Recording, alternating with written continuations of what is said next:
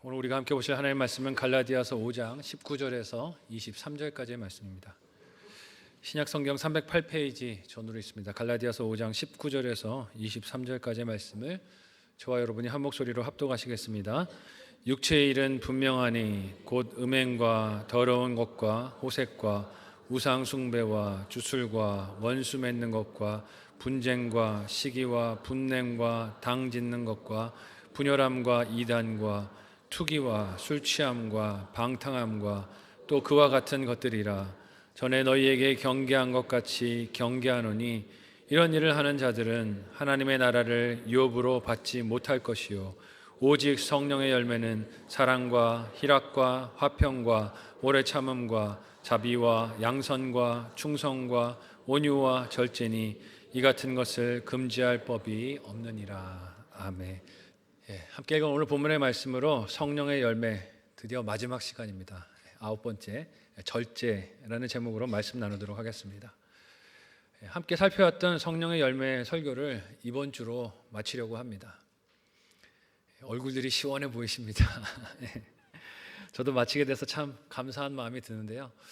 어렵기도 했지만 또 은혜도 되는 시간이었고 제 삶의 열매들을 돌아볼 수 있는 시간도 됐던 것 같습니다.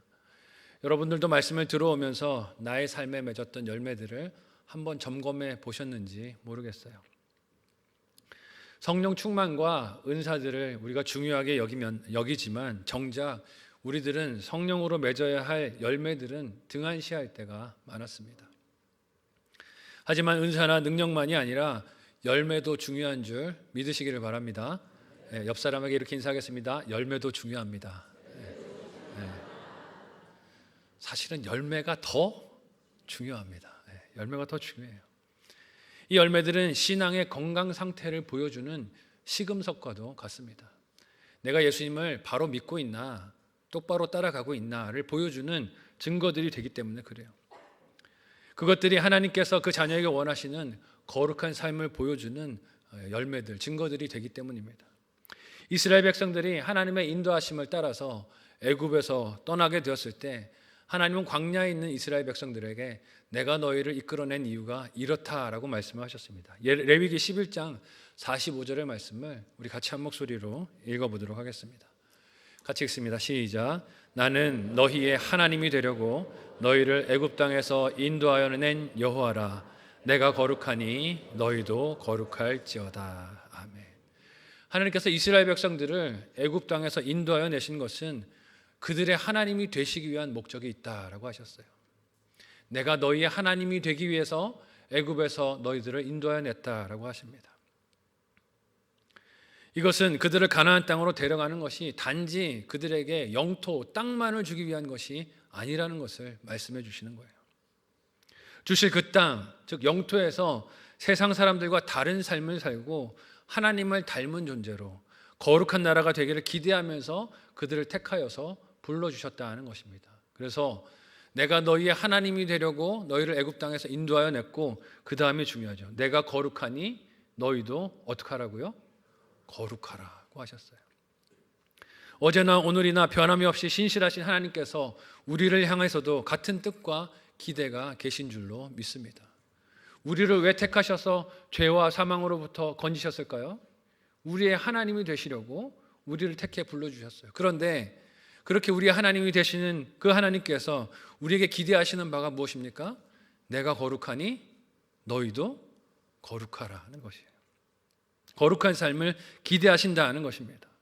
우리를 택하셔서 죄와 사망에서 건지시는 것은 우리의 하나님이 되시며 우리의 삶이 거룩한 것을 보기 원하시는 하나님의 기대가 있다는 것이에요. 그래서 하나님의 백성이 된다는 것은 하나님을 닮은 거룩함이 그 백성의 성품에 묻어나야 한다는 뜻입니다. 무엇이 그 거룩함의 증거일까요? 우리가 이제까지 함께 살펴왔던 성령의 열매들이 그 구체적인 증거들이라 할 수 있습니다. 그런데 우리가 함께 살펴왔던 성령의 열매들, 즉 거룩함의 증거들을 우리는 자칫 교회 안에서만 있는 것이라고 착각하기가 쉬워요. 거룩함이라고 생각하면 예배 빠지지 않고 나오는 것, 기도 길게 할 수 있는 것, 능력이 나타나는 것, 혹은 교회 봉사 열심히 하는 것을 거룩함이라고 생각하기 쉬운데 우리가 살펴왔던 성령의 열매들을 보면 그게 아니라는 거 알지 않습니까? 성령의 열매들이 무엇이었습니까? 사랑과 희락과 화평과 오래 참음과 자비와 양선과 충성과 온유와 절제요. 이것들이 다 무엇에 연관된 것들입니까? 우리의 성품에 연관되어 있는 것들이에요. 즉 교회 안과 밖을 가리지 않고 모든 관계와 모든 상황과 평범한 일상 속에서 나타나는 열매들이란 뜻입니다.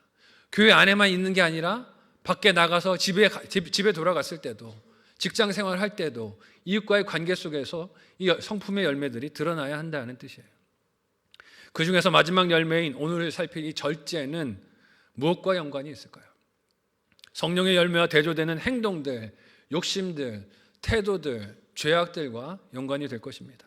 함께 오늘 말씀을 통해 절제의 뜻과 그 적용을 생각하며 우리의 삶에서도 하나님이 원하시는 성령의 열매, 절제가 많이 맺혀지기를 예수님의 이름으로 소원하고 축복합니다. 첫 번째로 절제는 육체의 욕심을 통제하시는 성령 하나님의 인도하심이세요. 성령의 열매들이 성도의 거룩함을 보여주는 표지들이라고 말씀을 드렸어요. 근데 우리가 어떤 말의 뜻을 배우고 알아갈 때 중요한 것 중에 하나는 유의어나 그 뜻을 배우는 것도 중요하지만 반대말을 배우면 이게 그런 뜻이 있구나 하는 것이 잘 드러날 때가 있습니다. 예를 들면 거룩함이 무엇인가를 알려고 하면 거룩하지 않은 것, 속된 것이 무엇인지를 알면 이게 거룩함이구나 하는 것을 더 분명하게 알게 되죠. 그래서 사도 바울은 성령의 열매들을 나열하기 전에 오늘 우리가 함께 읽었지만 먼저 육체의 일을 알려줍니다. 성령의 열매들을 우리가 배우기 전에 육체의 일이 무엇인지 알고 그것과 반대되는 성품들을 맺는 것이다 라고 일러줬어요. 그 육체의 일들이 무엇이라고 합니까? 함께 오늘 보면 19절에서 21절까지의 내용을 한 목소리로 읽어보도록 하겠습니다. 같이 읽습니다. 시작. 육체의 일은 분명하니 곧 음행과 더러운 것과 호색과 우상 숭배와 주술과 원수 맺는 것과 분쟁과 시기와 분냄과 당 짓는 것과 분열함과 이단과 투기와 술 취함과 방탕함과 또 그와 같은 것들이라. 전에 너희에게 경계한 것 같이 경계하노니 이런 일을 하는 자들은 하나님의 나라를 유업으로 받지 못할 것이요. 아멘. 지금 우리가 함께 읽은 본문 속에 등장하는 이런 것들은 통제되지 않고 다스려지지 않는 인간의 본성이고 죄를 따르려는 그런 중력에 이끌리는 행동들입니다. 절제는 이런 것들이 통제되고 다스려지는 것이라는 뜻이 되겠죠. 이 육체의 일들이 사람들이 할 때 어떤 마음의 현상들이 일어납니까? 이 육체의 일들, 죄들을 범할 때 사람들은 마음속에 압니다. 이게 바람직하지 않다라는 것을 머리로 알아요. 찔리는 양심으로 압니다. 이런 일들을 할 때 기쁘다, 즐겁다라고 느끼는 사람은 없어요. 대개는 하나님이 주신 양심이 있으면 이것이 마음 기쁘지 않다라는 감각이 있습니다. 그렇지만 뭐가 없습니까? 이것을 통제할 힘이 없어요. 통제할 자제력이 없습니다. 그래서 탐닉과 중독에 붙들립니다. 그 붙들리는 것은 많은 종류들이 있어요. 바울이 읽은 본문에서 가장 먼저 언급하는 것이 무엇입니까? 육체의 일들에 제일 먼저 등장하는 게 음행입니다. 음행. 이는 성적인 쾌락에 붙들리는 것이죠. 그런데 스스로는 어떻게 생각합니까? 이것이 즐거움을 만끽하고 있다는 것이라고 착각을 합니다. 내가 이것을 즐기고 있다라고 생각을 해요. 하지만 그 실체는 무엇입니까? 사실은 그 쾌락에 내가 붙들려서 옴짝달싹을 못하는 것입니다. 잘못된 것을 알면서도 브레이크가 걸리지 않는 것이 이 음행이에요. 우리가 일상에서 늘 타고 다니는 자동차에 많은 부품들이 있지만 다 중요하겠지만 그 중에서도 빠른 속도를 제어하는 일에 제일 중요한 부품이 무엇입니까? 브레이크예요. 브레이크. 자동차의 중요한 부품 중에 하나는 브레이크입니다. 이 브레이크가 없거나 작동을 하지 않으면 빨리 달리기만 하는 차는 무엇이 됩니까? 흉기가 되고 재앙이 됩니다. 통제가 되질 않기 때문에 강력한 차의 추진력과 속도는 유익이 아니라 죽음에 이르게 만드는 치명적인 힘이 되는 것이에요. 죽어야 끝납니다. 사람의 성도 마찬가지입니다. 요즘 우리가 사는 세상은 이를 통제하는 브레이크가 고장난 시대를 살아가고 있는 것 같아요. 하나님은 사람의 성을 남자와 여자가 한 몸을 이루는 가정 안에 있도록 하셨지만, 브레이크 장치를 만들어 주셨지만, 사람들은 이것이 안전장치가 아니고 뭐라고 말합니까? 억압장치라고 말합니다. 우리에게 굴레를 씌운다라고 말을 해요. 성을 가정의 울타리 안에 두신 하나님의 경계를 정욕과 탐욕이 만족을 모르고 그 영역을 넓히면서 사람을 사로잡고 있습니다. 여러분, 이것은 요즘 우리 사회에서 교회들마다 떠들고 있는 동성애 문제만 이야기하는 게 아니에요. 이게 요즘 사회의 음란이 문제다 하니까 사람들은 이 동성애만 문제라고 생각하는데 그게 문제가 아닙니다. 지금 정상적인 성의 관계들이 깨어지고 있는 것들이 문제예요. 가정의 담이 허물어지는 것들이 문제입니다. 이성의 관계에서도 부부의 울타리를 넘는 죄가 얼마나 만연하고 있습니다. 그런데 사람들은 이것이 죄가 아니라고 말해요.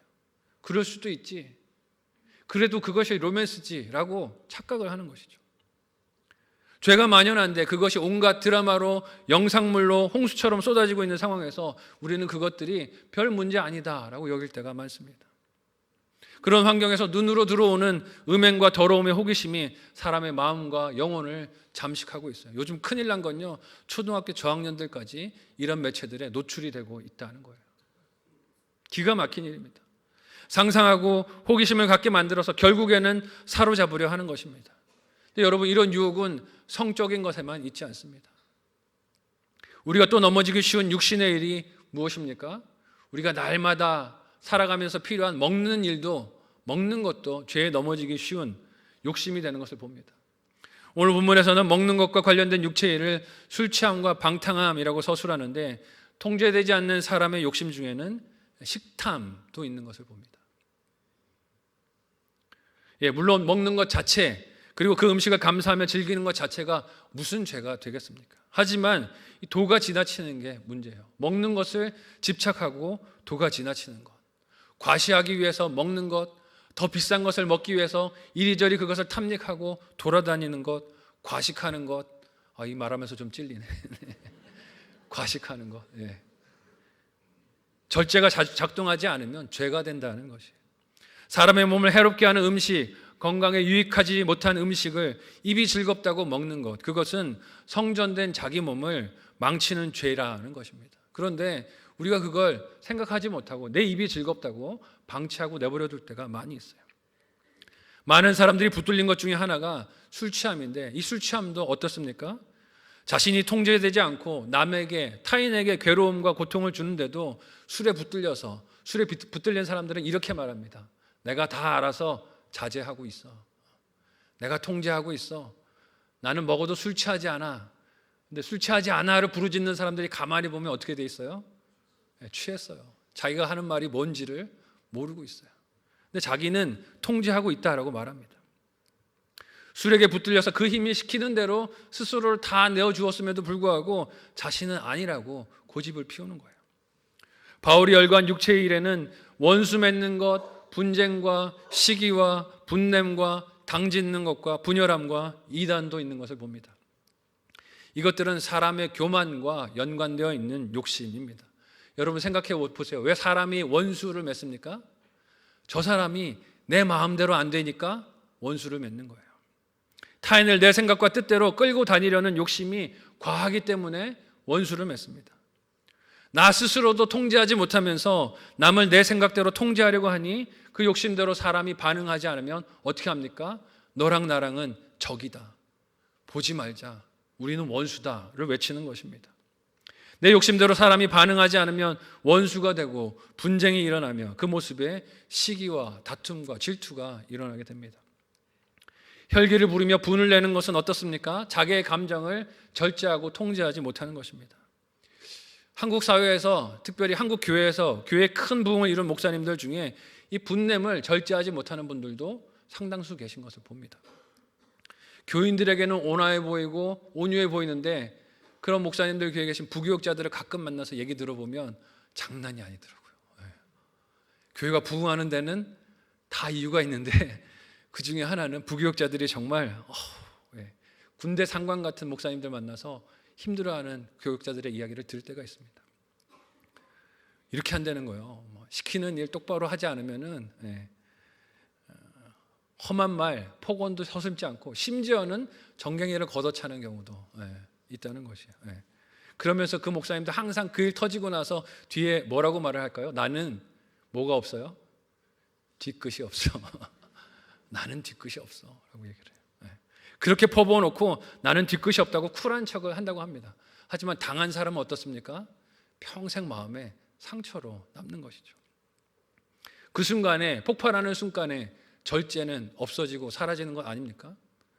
사람들은 교회가 큰 것이 성령의 열매라고 생각하기가 쉽지만, 그렇지만 사실 성령의 열매는 무엇입니까? 그런 감정을 절제하는 게 성령의 열매예요.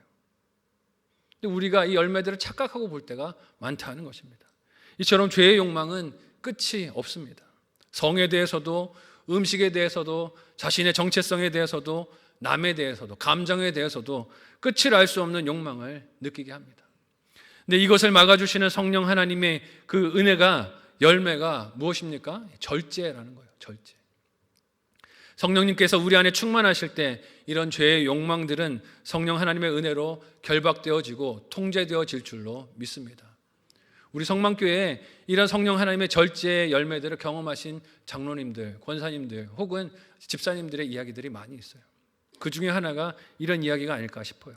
처음 교회 왔을 때는 담배도 안 끊어져서 밖에서 한 대 피우고 들어오셨대요. 그래서 들어오면 냄새가 다 나잖아요. 옆에 있는 사람들이 다 느낄 정도로 그렇게 끊어지지 않는 담배 문제, 술 문제로 힘들어하셨던 장로님, 집사님들이 계신데, 그런데 말씀에 예배 가운데 은혜를 받고 목장에서 목자님들의 사랑에 감격하고 은혜 생활을 경험하면서 갑자기 어느 날 그게 다 싫어졌다는 거예요. 술도 먹기도 싫고 담배도 냄새도 맡기 싫고 모든 것이 싫어지고 역해지고 쳐다보기 싫은 은혜를 경험했다는 것입니다. 여러분, 사람이 대단해서 그랬을까요? 그렇지 않을 것입니다. 성령의 열매인 절제가 그분을 붙들어 주셨기 때문인 줄로 믿습니다. 오늘 내 삶에 끊어지지 않는 죄와 욕망들이 있습니까? 성적인 유혹에 날마다 넘어지고 계십니까? 이것이 꼭 몸으로 짓는 죄를 말하는 것은 아니에요. 우리 안목으로 들어오는 유혹들이 얼마나 많이 있습니까? 이 시대에 우리의 눈으로 들어오는 유혹들, 시험들이 많이 있어요. 날마다 넘어져서 힘들어하는 분들도 계실 줄로 압니다. 멈출 수 없는 식탐의 문제로 괴로워하는 분이 계십니까? 가는 곳마다 내가 머무는 곳이 분열과 분쟁들이 일어나서 나로 인해서 공동체가 깨지는 것 같아서 마음이 힘들고 괴로운 성도들도 계실 것입니다. 성령 하나님께 도움을 구하며 그 열매인 절제가 아름답게 맺혀지시기를 예수님의 이름으로 소원하고 축복합니다. 한번 생각하고 적용해 보시기를 바라요. 첫 번째 묵상 적용 질문을 드립니다. 첫 번째는요, 내버려 두고 있는 욕심이나 습관이 있으십니까? 내가 그저 내버려 두고 있는 욕심이나 습관이 있습니까? 그것이 나를 어떻게 사로잡고 있습니까? 생각해 보시면 좋겠어요. 내가 즐기고 있다라고 생각하지만 사실은 사로잡혀서 이리저리 끌려다니고 있는 죄이고 습관이고 중독일 수 있습니다. 두 번째로, 절제는 깊어가는, 성숙해가는 신앙의 증거입니다. 올해로 저희 딸이 7살이 되었습니다. 7살 된 딸을 키우면서 사람이 자라날 때 어떤 변화들이 있는가 하는 것을 보게 돼요. 그 모습 속에서 기쁨도 있고 신기한 마음도 있습니다. 요만했는데 이제는 애가 키가 커가지고 이렇게 있으면 너 언제 이렇게 컸냐 싶을 정도로 몸이 큰 것도 참 기쁘고 감사해요. 예전에는 안고 노는 게 하나도 힘들지 않았는데 요즘은 안아주면 아이고 허리에서 소리가 나옵니다. 근데 몸이 자라는 것도 감사하지만 특별히 딸이 자라는 마음의 모습이 보일 때 감사한 마음이 들어요. 사람이 자라갈 때 그 생각과 마음이 성장할 때 반드시 동반되는 현상이 무엇일까요? 한번 따라해 보실까요? 절제. 절제가 생겨요. 아이가 자라가면서 생기는 키가 자라고 생각이 자라고 마음이 자라는 증거 중에 하나가 절제입니다. 생각나는 대로 다 뱉어서 말하지 않는 것이에요. 친구와의 관계 속에서도 자라가는 증거가 어떻게 나타납니까? 처음에는 다 내 마음대로 해야 했지만 나중에는 친구랑 양보하면서 노는 법을 배우는 거예요. 내가 하고 싶은 대로 한번 놀았으니 이번에는 네가 하고 싶은 대로 한번 하고 놀자. 절제하는 모습이 볼 때 아, 얘가 좀 자랐구나 하는 걸 느끼지 않습니까? 내 뜻대로 말하고 움직이게 하려는 욕심을 절제하고 들을 줄 알고 양보할 줄 알고 사과할 줄 아는 말, 태도, 행동을 보일 때 이 아이가 잘하고 있구나 하는 것을 우리가 느끼게 됩니다. 하나님도 우리를 보실 때 마찬가지 아니겠습니까? 처음 신앙이 생겼을 때에는 기쁨으로, 신기함으로 입에서 나오는 아무 말이나 다 뱉고 말할 수 있습니다. 여러분의 목자님들이 이걸 참아주고 계신 걸 아셔야 되는데, 처음에는 그럴 수 있어요. 막 느끼는 대로 다 말하고 표현할 수 있습니다. 하지만 신앙이 자라가면 어떻게 됩니까? 그 말들 중에서 분별이 됩니다. 할 수 있는 말과 그렇지 말아야 할 말, 지금 해야 할 말과 기다려야 하는 말, 지금 해야 하는 것과 참아야 하는 것들이 분별이 됩니다. 절제가 있는 것이죠. 특별히 말에 대해서 말씀을 드리는 것은 우리 신앙생활에서, 그리고 다른 사람과의 관계에서 이 말로 인한 파급력이 너무 막강하기 때문입니다. 그래서 야고보 사도는 말을 절제하는 신앙의 중요성을 특별히 강조했어요. 야고보서 3장 8절에서 10절까지의 말씀을 우리 같이 한 목소리로 읽어보도록 하겠습니다. 같이 읽습니다. 시작. 혀는 능히 길들일 사람이 없나니 쉬지 아니하는 악이요 죽이는 독이 가득한 것이라. 이것으로 우리가 주 아버지를 찬송하고 또 이것으로 하나님의 형상대로 지음을 받은 사람을 저주하나니 한 입에서 찬송과 저주가 나오는도다. 내 형제들아, 이것이 마땅하지 아니하니라. 아멘. 여러분, 야고보의 말이 강력하지 않습니까? 야고보 사도는 사람이 길들이지 못하는 신체 기관이 어디라고 말합니까? 요 혀라고 말해요. 혀. 격하게 공감이 됩니다. 말이 길들여지지 않고 그 말로 사람의 마음에 상처를 내며 사람을 저주하는 것은 하나님을 믿는 성도의 성품에 마땅하지 않다라고 야고보 사도가 권해요. 이를 말할 때 사람을 저주하는 일에 대해 이유와 어떻게 연관을 짓습니까? 그가 하나님의 형상대로 지음을 받은 존재이기 때문이다 라고 말을 합니다.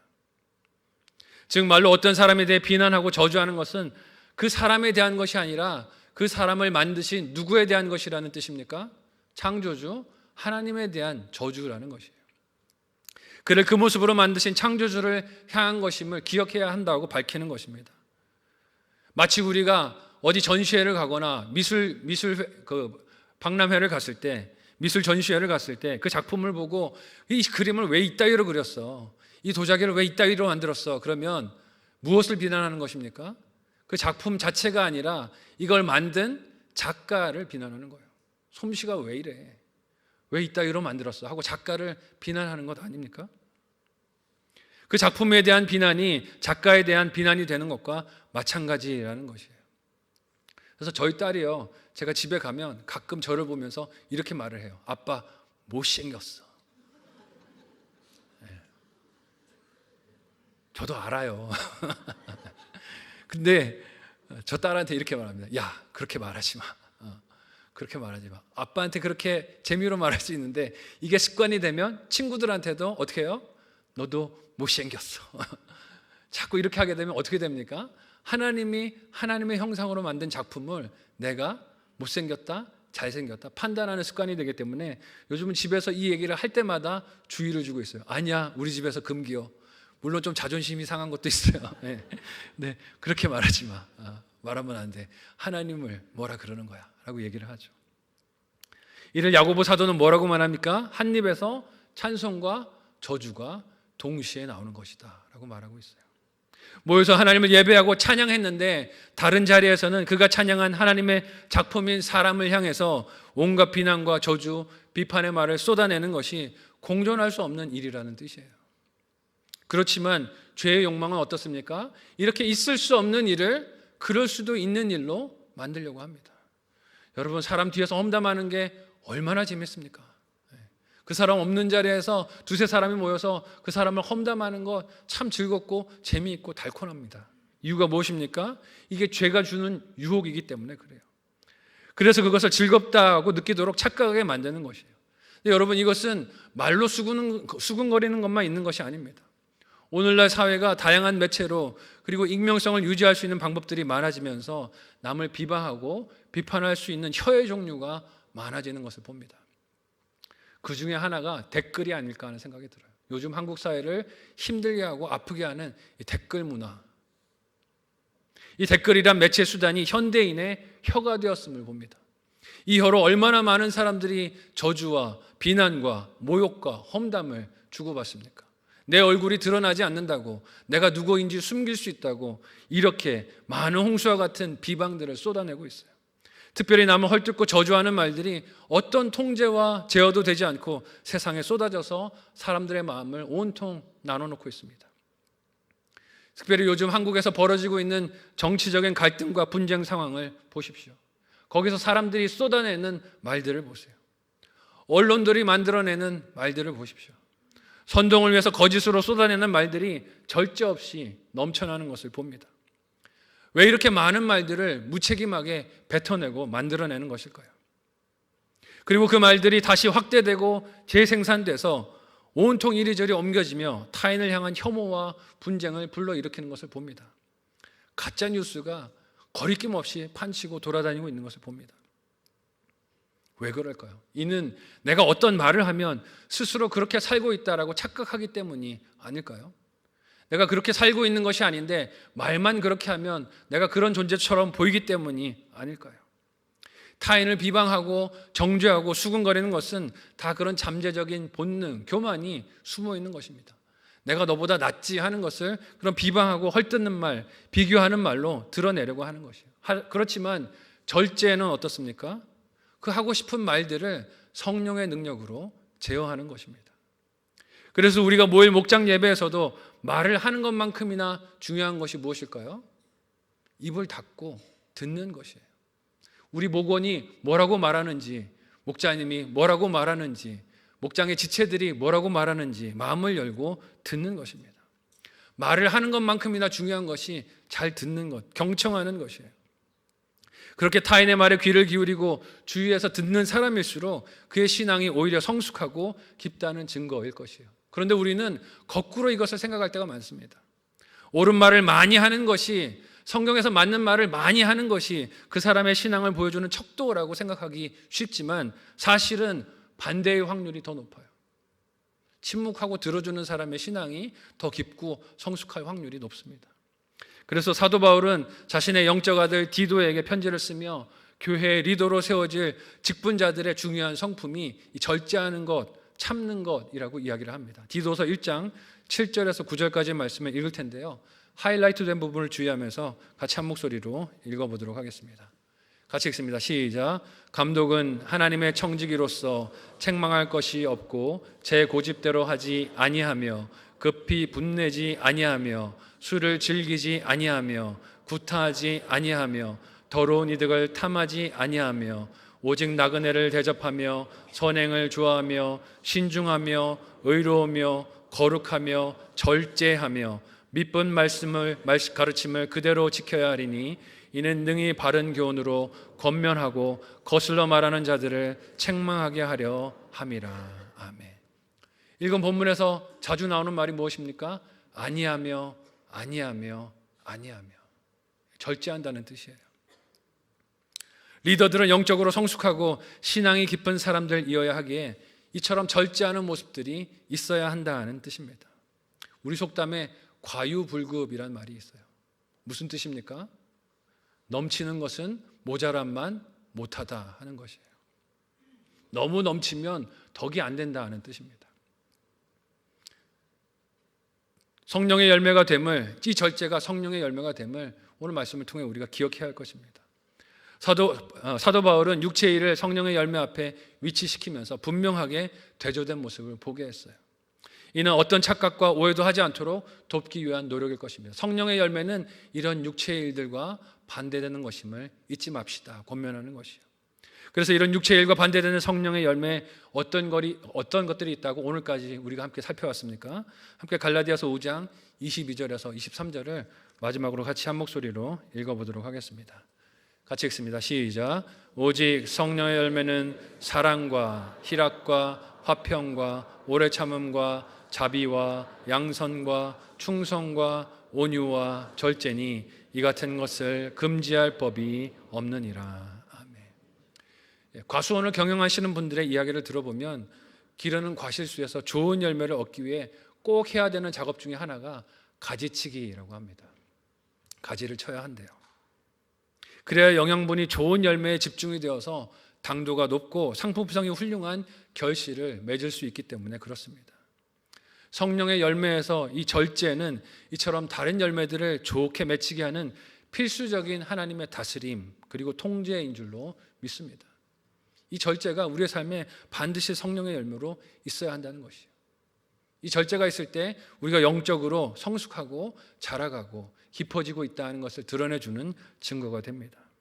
이 절제가 필요한 나의 언어가 무엇인지, 나의 태도가 무엇인지, 나의 행동이 무엇인지, 나의 일하는 모습들이 무엇인지를 성령님께 물으며 순종하고 좋은 열매를 맺는 저와 여러분들이 되실 수 있기를 간절히 소원하고 축복합니다. 마지막으로 한번 생각해 보시고 적용해 보시면 좋겠어요. 마지막 묵상 적용 질문 드립니다. 나의 신앙은 처음보다 성숙하고 깊어지셨습니까? 그렇다면 왜 그렇게 생각하시는지, 그렇지 않다면 왜 그렇지 않다고 생각하시는지 한번 돌아보시면 좋겠어요. 두 번째로, 나에게 절제가 필요한 삶의 영역은 무엇입니까? 물론 다 절제가 필요하겠지만 특별히 안 되는 부분들을 좀 돌아보시면 좋겠어요. 저는 이번 한 주 식탐을 조절해 보겠습니다. 구체적으로 시도할 수 있는 것들이 무엇인지 돌아보고 적용하는 한 주가 되셨으면 좋겠습니다. 사도 바울은 성령의 열매들을 소개한 이후 마지막 23절에서 이 같은 것들을 금지할 법이 없다라고 말씀을 마무리합니다. 이 말은 이런 성령의 열매들은 율법처럼 이것을 해라 말하라 명령한다고 해서 할 수 있는 성질의 일이 아니라는 뜻이에요. 뭘 하라 그래서 할 수 있고 하지 말라 그래서 안 하는 일이 아니라는 것입니다. 성령의 열매들이 성품의 모습으로 다뤄졌으니 이런 것들을 어떻게 법을 제정해서 의무화할 수 있겠습니까? 여러분, 법으로 만들어서 당신 착해야 됩니다 그러면 착할 수 있습니까? 그러지 못해요. 성품에 관련된 것입니다. 이것은 됨됨이의 문제이고 어디에 뿌리를 들고 살아가고 있는가, 생존에 관한 이야기이기 때문에 그래요. 그래서 사도 바울은 이것을 성령의 명령이라고도 하지 않고 성령의 규칙이라고 하지도 않고 뭐라고 말합니까? 성령의 열매라고 말하고 있어요. 성령 하나님 안에 속하여서 살아가면 이런 열매들이 그 삶에서 맺혀질 수밖에 없다는 것입니다. 성령의 은사와 충만함을 많이 사모하고 우리가 부르짖었지만 우리가 부르짖는 그 충만함이 확인되는 길은 열매밖에 없다는 것이에요. 우리가 이제까지 함께 살펴왔던 성품들이 열매라는 것을 잊지 않는 저와 여러분들이 되셨으면 좋겠습니다. 여러분, 나는 성령에 속한 사람입니까? 성령 충만하십니까? 이 말은 받은 은사가 있냐고 물어보는 게 아니라, 받은 체험이 있냐고 물어보는 게 아니라 나에게 이 성령의 성품들이 있는지를 돌아보자는 이야기입니다. 이 말은 나의 삶에 성령께서 맺게 하시는 이 9가지의 열매들이 있는지를 끊임없이 되돌아보면서 이 열매를 맺기 위하여 주 앞에 내 삶을 맡기고 기도하고 의지하자는 뜻이기도 합니다. 이 질문에 우리의 입술의 답이 아니라 삶으로, 삶의 열매로 답을 드릴 수 있는 저와 여러분의 신앙 여정이 되시기를 예수님의 이름으로 간절히 소원하고 축복합니다. 아멘. 합심해서 함께 기도하겠습니다.